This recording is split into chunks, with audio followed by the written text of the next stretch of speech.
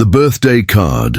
The morning light filtered through the tall windows of the penthouse kitchen, casting soft shadows across the marble countertops. Sarah Mitchell stood at the island, carefully stirring her coffee, watching the steam rise in delicate spirals. She moved the spoon slowly, methodically, the way she did everything in her carefully controlled life. Behind her, Michael Harrison leaned against the doorframe, his blue shirt crisp and perfect, his expression unreadable. He had been standing there for almost a minute, watching her in silence. This was how most of their mornings began. Quiet, distant, like two strangers sharing the same expensive space. Sarah had been Michael's nanny for 3 years now, caring for his daughter Emma while he built his empire.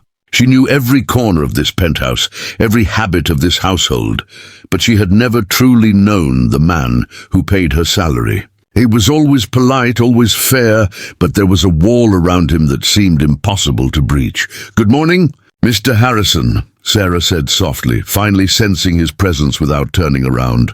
"Morning, Sarah," he replied, his voice low and tired. "Is Emma awake yet?" "Not yet. I thought I'd let her sleep in a bit."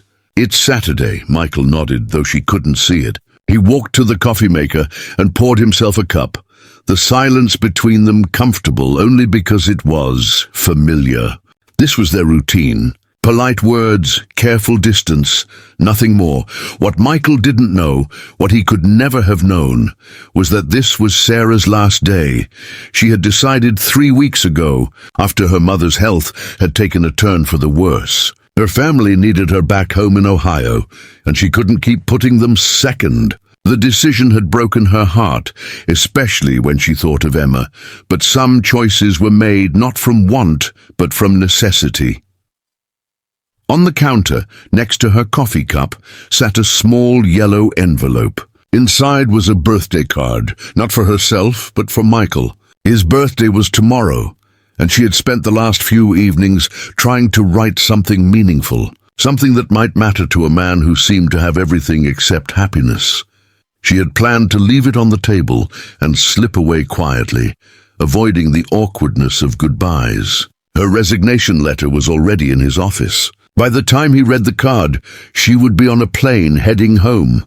But now, standing in the kitchen with him just a few feet away, Sarah felt her resolve wavering. She glanced at the envelope, then at her watch. She needed to finish packing.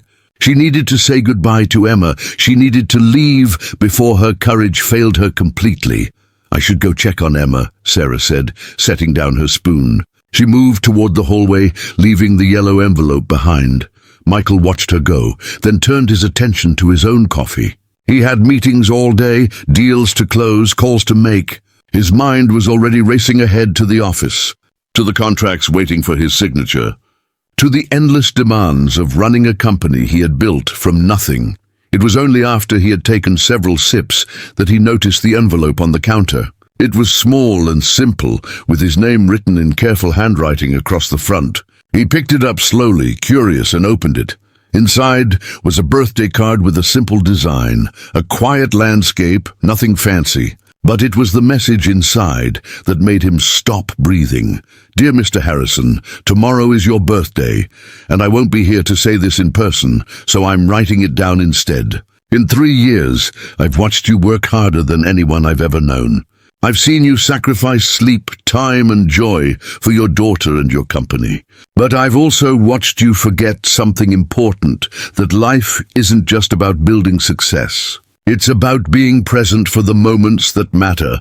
Emma talks about you constantly. She saves up stories from her day to tell you at dinner, but you're usually too tired to really listen.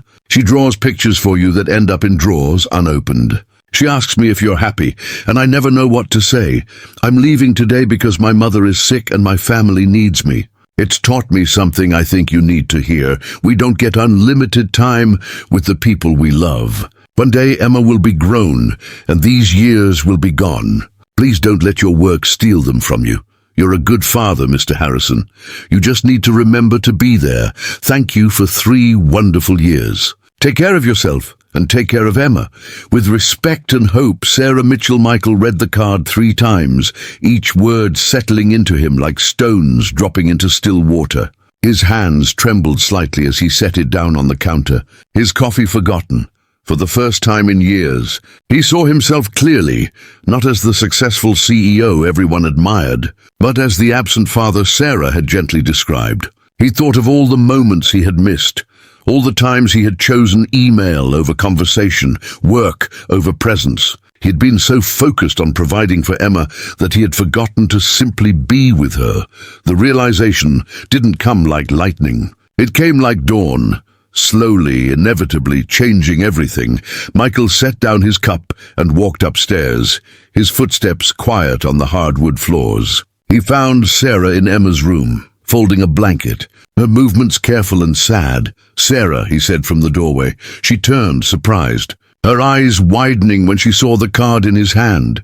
"You weren't supposed to read that yet," she said softly. "I'm glad I did." Michael stepped into the room, his expression more open than she had ever seen it. "I'm sorry about your mother, and I'm sorry that I've been distant. You're right about everything." Sarah felt tears prickling at her eyes. "I didn't mean to overstep." "You didn't. You told me what I needed to hear."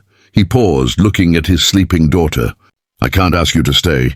Your family needs you. But I want you to know that this card, what you wrote, it changes things. I'm going to do better. I hope you do," Sarah whispered. "Emma deserves that." Michael nodded slowly.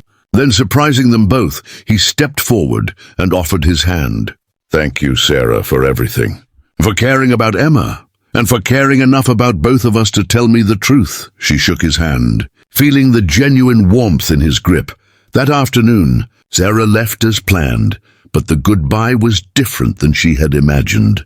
Michael held Emma close as they waved from the window, and for the first time, Sarah saw real emotion in his eyes. Not just politeness, but gratitude and something deeper. A promise, perhaps, to change. Months later, Sarah would receive photos from Michael. Pictures of him and Emma baking together, reading together, laughing together. He had kept his promise. The lonely CEO had learned, through one honest birthday card, that the greatest success in life isn't measured in deals closed or profits earned. It's measured in presence, in love, in the small moments that become, in the end, everything that truly matters.